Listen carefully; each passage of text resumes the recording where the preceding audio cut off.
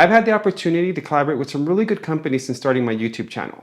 But by and large, the majority of the things you see in my videos, I purchase with my own money. And since I'm not in the habit of throwing my money away, I take really good care of my stuff. Now I do focus on quality over quantity, but regardless of the money that I spend, I want to make sure these things last. So today I'm going to show you all my tips and tricks that I use to make things that I've had for years still look like they're brand new. And any of the tools that I use to make that happen, I'll link in the description below. Now we're going to start with footwear because it's going to be the most detailed and the most involved. Let me set up my station and I'll be right back. Okay, so we're going to bring this shoe back to life. You may not be able to appreciate it in the camera, but the shoe's pretty dirty. The bottoms are dirty, the soles are dirty, the laces are very dirty. We're going to make this shoe look as clean as this shoe. I did this one earlier so you can have a before and an after, but you're going to need a few things. 3 little containers of water, I'll explain why in a moment, a soft bristle brush, a harder bristle brush, and another harder bristle brush for the bottom of the shoe. You're going to need fabric whitener. Now, you can also purchase that expensive shoe cleaner from the people selling you that stuff over in the kiosk in the mall. But what I use is just Dawn dish soap. It's been perfect. It's been gentle on my shoes. It's never caused any damage to my leather. I use this instead. And you're going to need 2 clean rags. I happen to throw on an apron. Now, you don't have to have nice clothes on when you're cleaning your shoes, but you're going to see how messy this can get, so I want to protect anything that I'm wearing. So I'll have the apron and you'll see why in just a bit. And one of the ways that I make my footwear last so long is that when I'm not wearing the shoe, I have cedar shoe tree sitting in there. And I'll explain a little bit more detail when we talk about the dress shoe. But what the cedar shoe tree does, it helps the shoe maintain its shape and its form. So when your foot gets sweaty, that leather absorbs that when you're wearing the shoe. So when you're not wearing the shoe, you throw on the cedar shoe tree and absorb some of that moisture. Once you take out the cedar shoe tree, then we're going to take the laces off. That's what we're going to start with first. Now once the laces are off, we're going to take the bucket of water that has the fabric whitener and we're going to dip the laces in there. And while it's in there, you're going to scrub, especially if you got your laces dirty, you're going to want to get any dirt off those laces as much as possible. If your laces are so dirty that the water turns brown, dump that water out and put clean water in there and drop some more fabric whitener back in there. You don't want your laces sitting in dirty water. So let that soak for just a bit. Now while that's soaking, then we'll get over to the shoe. One thing that I failed to mention is that you also want a horsehair brush. Remember guys, leather is porous. This used to be live skin that can no longer hydrate itself. So if you start putting water and soap on a shoe that it's dirty, that dirt is going to be pushed into the pores and you can damage the leather. So before you start cleaning the shoe, get a brush and brush all that dirt and dust off the shoe before you start putting soap or water on there. I like to clean my shoe without the shoe tree in there. I have a little bit more control of the shoe. Some people do this with the shoe tree in there, but I like to have a little bit more handle with my hand inside of the shoe. So once the dust's completely off, then I can start the cleaning process. So put that aside. So now in the next bucket of water, we're going to focus on the soles and the bottom of the shoe. I start here first because if I start cleaning the top of the shoe and then I go down to the bottom, you're going to see that the suds kind of travel over. And you don't want dirty suds on top of clean leather. So we'll start with the bottom and then work our way up. So this is where I get the Dawn dish soap and I just spray a little bit into that water. Then I'm going to get my 2 hard bristle brushes. So I'm going to focus first on the soles first, on the side of the shoe and the front of the shoe, and just start brushing that through. You don't have to be gentle because this brush, it's hard bristle, but it's not anything that's going to damage the rubber part of the shoe. You see how I'm splattering? That's why I have this apron on.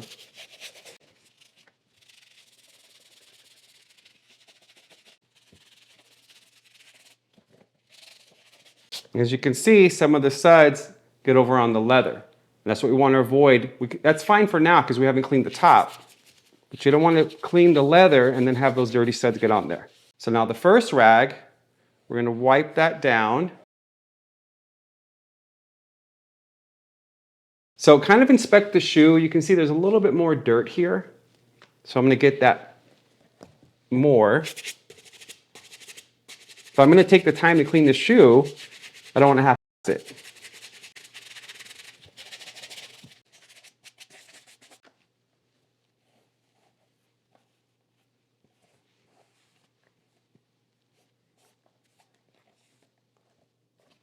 There we go. That part's done. Now, some might ask, why did you clean the soles before the bottom? Because now if I clean the bottom first, all that dirt is going to get in the water and I'm just going to pass that on to the sole of the shoe. So now that this part's done, now we'll go to the bottom, and this is where I get this larger bristle brush. And now we're really going to get in there with a bunch of splatter, and hopefully only on my apron and not all over my kitchen so my wife doesn't kill me. If you guys ask why am I out here and not in my studio, I can't make this mess in my studio, so I can clean this up here in the kitchen.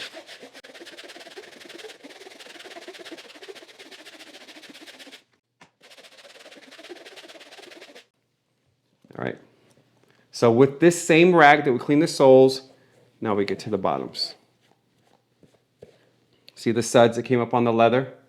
So I'm going to wipe that off. There you go. So now that that part's done, let's put this water away. That's the dirty water and that bristle brush. Now we're going to get to our third little bucket. We're going to spray more Dawn dish soap in this one. And now I'm going to get my soft bristle brush and work on the leather.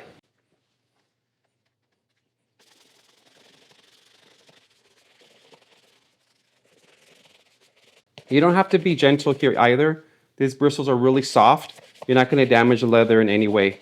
And again, I've been cleaning this shoe like this, going on 4 years with that done.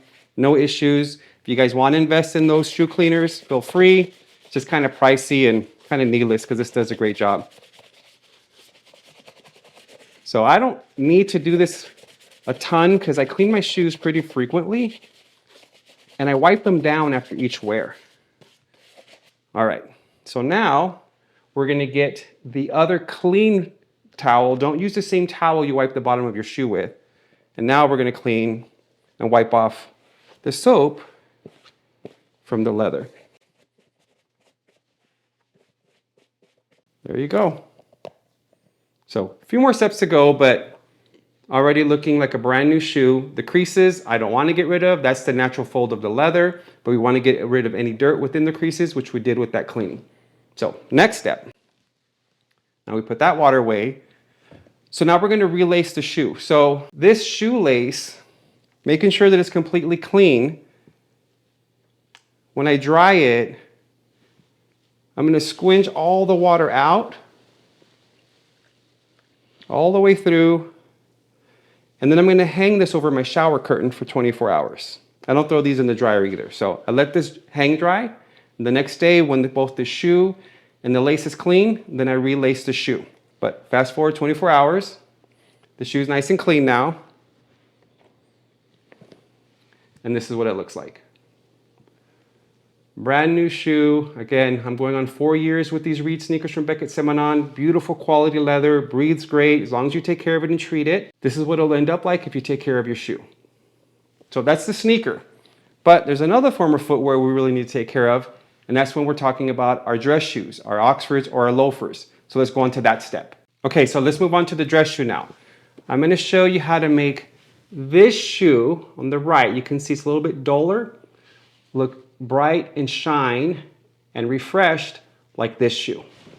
So this is going to be our after. We'll start with our before. If you notice, I have the shoe tree in there. Even though I haven't worn these shoes in over maybe a year and a half, I always have them sitting with that cedar shoe tree. That way it maintains its shape and form, so when I grab for the shoe, it's nice and plump and ready to be worn. What will happen is if I let the shoe rest without the shoe tree, this creases are just going to collapse. And I'm sure you guys have seen shoes like this, especially when you shop secondhand. That crease is because they didn't have cedar shoe trees sitting in the shoe. But when I'm going to treat the shoe, I take the shoe tree out so I have a little bit more control of the shoe. So first things first, we're going to make sure that we get rid of any dust or dirt that's sitting on the shoe. I even do this for a brand new shoe because you don't know how long that shoe's been sitting on the shelves or in the factory. So you're going to want to make sure that you get rid of any dust or dirt or debris that's on the leather. Remember guys, this may sound morbid, but once upon a time, this came from a living animal that can no longer hydrate itself. So our job is to hydrate this leather. And before you can apply any product, you want to make sure all that dirt's off of there, because if you apply product to something that's dirty, you're going to push that dirt into the pores of the skin. Now, once that's cleaned, we go on to step 2.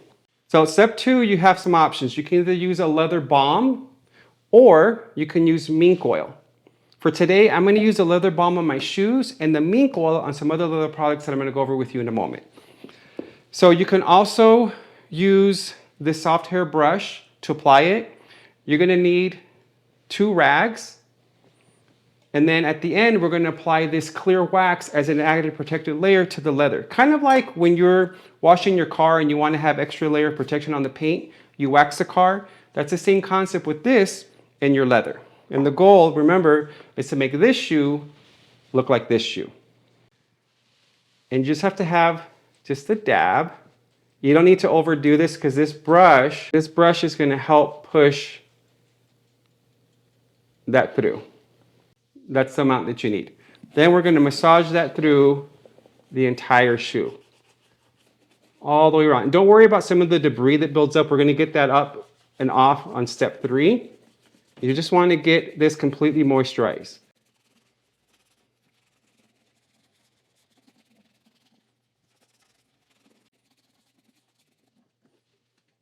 Okay, so we're going to let that sit for about 5 minutes. We'll be back in 5 minutes.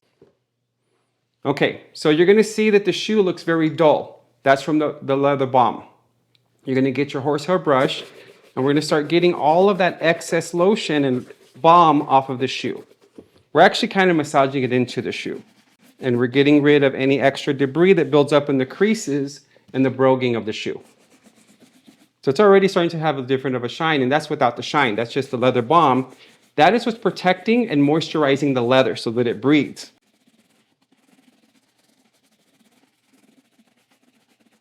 So the next step would be, now that all that is off, then we're going to go on to putting on our clear wax. Now this is going to take some elbow grease. I'm going to start it for you, and then we'll move on to the after shoe. This, I use my hand so that I have a lot of control of the wax. This fell on me, and so it kind of cracked the wax. But you're going to massage that through the shoe. Again, on this process, I use my hands so I have more control. You can already see the shine coming, I haven't even buffed it out. So you're going to do that to the entire shoe. Once the wax is on there, you're going to let that sit for another 5 minutes. And then we'll move on to the after shoe, and this is what it'll look like after I've gotten a rag. I've completely buffed out all the wax. What I also do as a spit shine, I don't spit on my shoes, I'll get a little bit of water, and it helps add to the shine. But again, this takes a little bit of elbow grease to get the shine completely out. But that'll be the after. This looks brand new, like when I got it. It's been years since I've had this shoe, and in fact, I haven't worn it in a year and a half. But once I'm done, now, again, once the shoe is done being treated, regardless of whenever you're gonna wear it again, you put that cedar shoe tree right back in there, so when it's resting with the front part of the shoe nice and full. And that's how you take care of your dress shoes. Okay, so moving on to item number 2 that I really wanna take care of regardless of the money that I spend are these leather wallets. And I talked about this in the previous video on quality items that were worth the investment. For this one, I'm gonna use the mink oil. So again, this wallet looks pretty new still, and I've had it several years. So you're gonna take your mink oil, and on this one, I also use my fingers to apply. So you're just gonna massage the mink oil into the wallet. And you're getting every corner.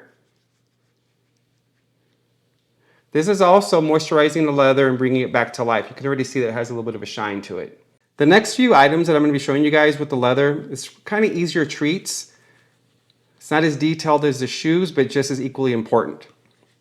All right, so you'll let that sit for a few minutes.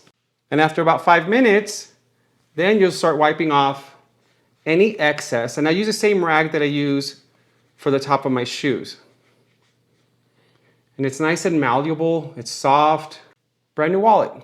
Just mink oil, you maybe do this 2 or 3 times a year max, but it'll keep your wallet looking brand new. Staying within the realm of leather, we're gonna move on to this leather tote bag.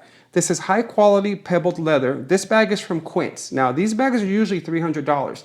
We did get it on sale for $164, but like I said, regardless of the money that I spend, I wanna make sure that these items last. So this one takes a little bit more time.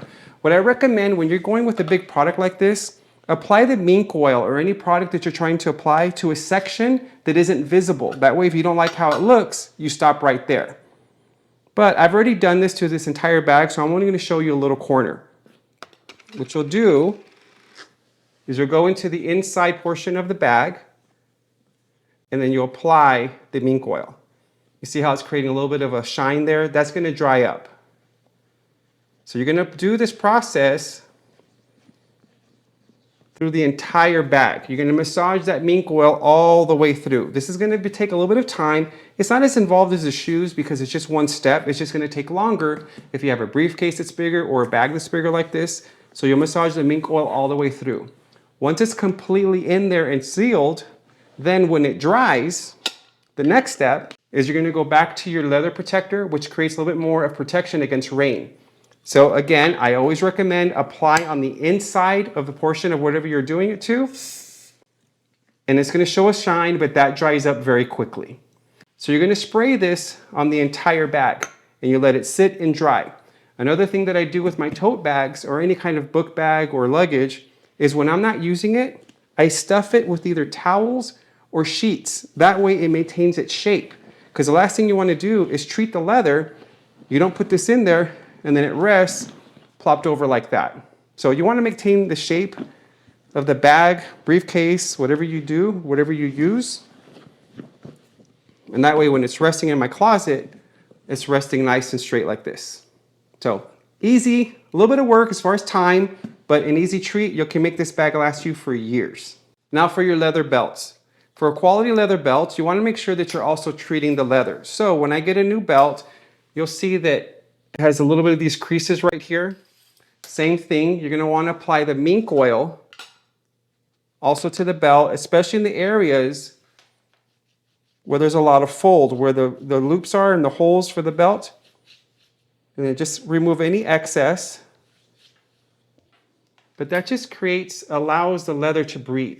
So now to store the belts. Once you're done moisturizing it and it's dry, this is what I see all the time. And I even see it in stores. In fact, as much as I love Johnson & Murphy, I bought this from them before I learned this little trick. This is how I see people store their belts. But what happens is the belt usually is resting nice and straight. So when you go and put the belt on, now you're forcing it to go into this bent position. And that constant bending and straightening is what's going to create, and I'm sure you guys have seen it in people's belts, these creases that are cracks along where the holes are. That's why that happens, because you're storing them improperly. So this great little tool that we just ordered, I always fold and roll my belts, but I store them like this. But let me show you how I roll them. You're going to take the end of the belt on the front side of the buckle. You're going to pull it all the way through, creating a loop right here. Then with this side, I'm going to coil this up and let it sit inside of there. This is how belts should be displayed in stores. They shouldn't be hanging. So when you go home, you're battling this because a lot of people don't know this trick, but now you do. So you roll this up. I highly recommend these little storage bins. You can put this in your drawer. I have them sitting in my closet because you can also see what your belts very quickly, and you can also tell the color of the brass and the buckle depending on what accessories you're wearing. So great little product. I got this from this idea from Trey Bryant, so I want to pass this on to you guys as well. So you may see the rack that's behind me. We're now going to focus on the items that are behind me, and one of them is a leather jacket. So we're going to keep staying in the leather realm, but let me show you how I'm going to make this jacket also last forever. So this was a gift from my wife last Christmas. Very expensive. It's probably as much as some of my suits. It's a beautiful lambskin leather. She's never going to buy me a jacket like this ever again. So I have to make sure this thing lasts. So same process. For the jacket, I am going to use the mink oil. The jacket already has a little bit of a shine to it. I highly recommend, guys, before you apply anything to the outside of the jacket where it's visible, do it on the inside. So I've already treated this jacket, so I'm just going to show you. So you're going to take your mink oil, use your fingers, and apply it to an inside portion of the jacket where it's not visible so you can just see what it's going to do. So you're going to massage that all the way through. This dries up pretty quickly. Still give it a few minutes to dry up. If you're okay with how that looks, Then move on to the rest of the jacket. And you're gonna be using the same process. You're gonna massage all the way through. Once that's completely dry, I would wait about 24 hours. Then you're gonna go back and you're gonna apply your leather protector. Now, mink oil does have an ingredient that helps absorb water or prevent damage or water damage, but this is an additional added layer of protection. So once you're done and it's completely dry, I'm just gonna do a little corner. And now it comes across a little bit of shine. It looks wet, but it absorbs and dries very quickly. So highly recommend this. I'm gonna link it below for you. I would do this to any high quality leather items that you've invested in.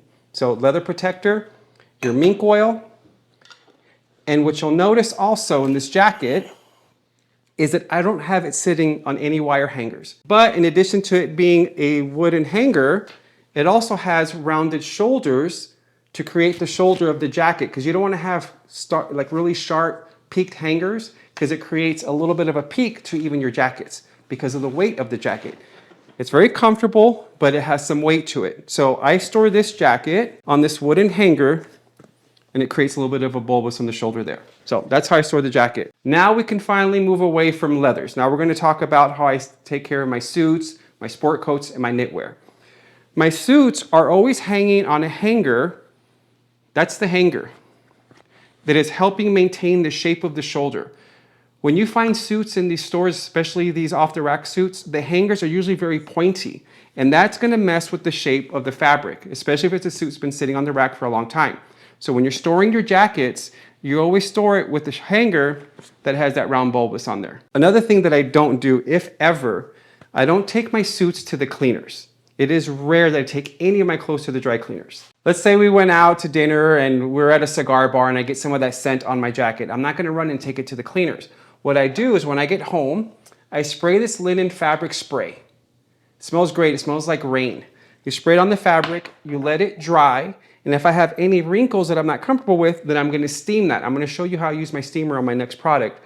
But that way, I'm not letting the dry cleaner steam and the heat that they use damage my fabric. If it's a stain that doesn't come out with just a quick little cleaning that I do myself, then maybe. I just haven't had to do that. It is rare that I take my clothes to the cleaners, but that's how I keep them looking so good. Now this suit I don't wear very often. So when I store a suit like this, I also store it with this garment bag. So in a bag like this suit was custom made for me through Alton Lane. So if I'm not gonna wear it, I wanna make sure that I protect it when it's sitting in the hanger and in the closet. So I hang it into this garment bag. And this is how I store my suits or a tuxedo that I don't wear very often. That way it's always protected. I zip that right up and I put that away right in my closet. Now my sport coats, same process. Now my sport coats are also hanging on these wooden hangers with the round shoulders. This jacket, when I first got it, it was sitting at Dillard's for I don't know how long. I got it on clearance. And I had to take it to one of the places called Easy Iron in El Paso, Texas, that helped me steam my stuff, okay? And they use kind of like a steam press. But they were able to help me get the rounded shoulder back. But as soon as I got home, I very quickly put it on one of these hangers. That way when it's sitting, it sits with the shape of the shoulder. Same thing. I don't take these to the dry cleaners. Once I'm done wearing it, I throw this linen spray on there. I spray the jacket, I let it sit, and I put it back in my closet. I don't put these in garment bags because I reach for my sport coats much more often than I do my suit or a tuxedo. But that's how I store my sport coat and that's how I treat it. So now moving on to my trousers, and this includes the trousers that are to my suit. Most of my trousers hang on this velvet hanger that has this little velvet strip to it. You don't want to put your trousers on a wire hanger ever, ever, ever, or on those plastic hangers. But if you don't have an option to have a hanger like this, then let me show you another way, a second option to hang your pants so they don't fall off the hanger. So you're going to lay your pants flat on a surface. I have mine on the counter. You can do this on the bed, or if you have something in your office, you can lay this out on. Then you're going to get your wooden hanger that has a roundness to it. You're going to put the top leg through all the way to when you fold it, the hem folds right at the crotch area. Then you're going to bring this over. Then you're going to take the bottom pant over the hanger and bring it up. And that's how to hang. It won't fall from there. It's not going to go anywhere. But this is option 2. If you don't have one of those velvet soft hangers, then you can use a hanger like this, hang this in the closet, and the weight of it just makes it drape beautifully. But let's say you need to get out some of these wrinkles, and I'm telling you, don't take this to the dry cleaners. This is what you do. You're gonna get yourself a handy steamer like this, and right where you see those creases, they're gonna come right out. I'm gonna link one of these below for you guys. But boom, wrinkles gone. You didn't spend $13 to take your pants to the cleaners for them to ruin it for you. So invest in a steamer, it's gonna be a lifesaver. Takes those wrinkles right out. So let's move on to knitwear. I never, ever, ever throw my knitwear in the wash or in the dryer. In fact, I hardly ever wash my knitwear because I don't really get them dirty. I don't really stink. If for some reason I did get a smell, maybe I went to a cigar bar or I was around someone that was smoking for it, I try to avoid that because it gets into your clothes and I have to wash it. You're gonna wash this with cold water and baby soap, and you're gonna put it in a bucket and you're just going to squeeze and scrub the fabric. You're gonna have to be gentle with it, especially if you're talking about cashmere, merino wool. Some of these fabrics are really sensitive. So when you're washing it, gently wash them, and then when you're done washing them, then you're gonna gently squeeze the water out. And when you're done and it's as dry as your hands can possibly make it, don't hang these on a dryer rack. The gravity of the fabric is gonna make the fabric stretch on you, and it's gonna be a sweater that no longer fits you. So instead, on top of a towel, you're gonna spread the garment out, and then you're gonna fold it and just keep it here on top of the towel, and you're gonna let that dry for as long as it takes for the garment to dry. Don't throw these in the dryer. Now fast forward 1 to 2 days, however long it takes you to dry this. There's really no way to avoid pilling. I saw in the comments in somebody's video that maybe you should focus on quality. Even with the quality that I purchased, cashmere even pills. So instead of having to get rid of the sweater, I'm gonna show you a way to get rid of that pilling. So to get rid of that pilling, you're gonna invest in this little machine. I'm gonna link it below for you. This one I got from Amazon, it's called Zitty. It's nice because it has 3 settings. So even on the first setting, it just takes off that pilling.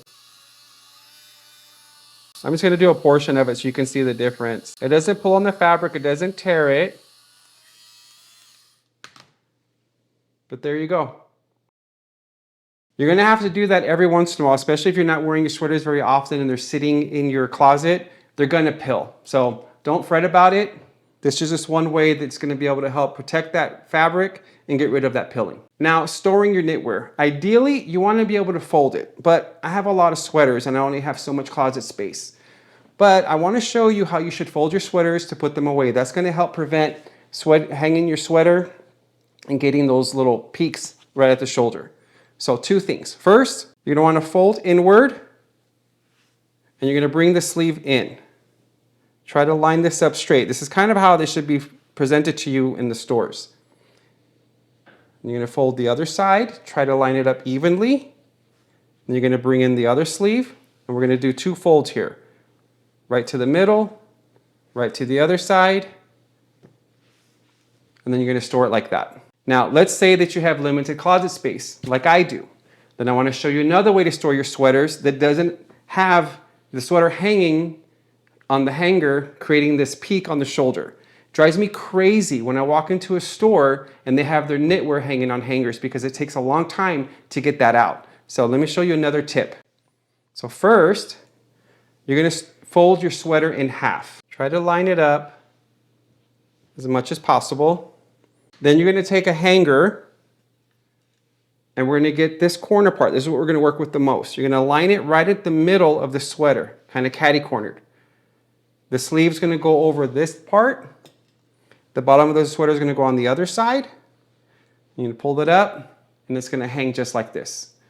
This doesn't allow the weight of the sweater to pull. So this is a second option. If you don't have space to fold your knitwear, this is another way to store your knitwear to protect the shoulders of the shirt. And again, guys, just like I talked about with the sweater, if for any reason there's any sense on this that I didn't wash the sweater, but I wanna make sure it smells fresh, I highly recommend you guys get a fabric linen spray like this. So I'll spray the sweater, I'll let it dry, and I'll either fold it or hang it like this. Finally, our denim. So I don't hang my denim, this was just for presentation purposes, but I wanna show you. So denim is another thing. It is rare that I wash my denim, unless they got really dirty, unless they don't smell great, but I have a few pair that I rotate, so that's really never an issue. But if you are gonna wash your denim, always wash them inside out in cold water. Do not wash them in warm.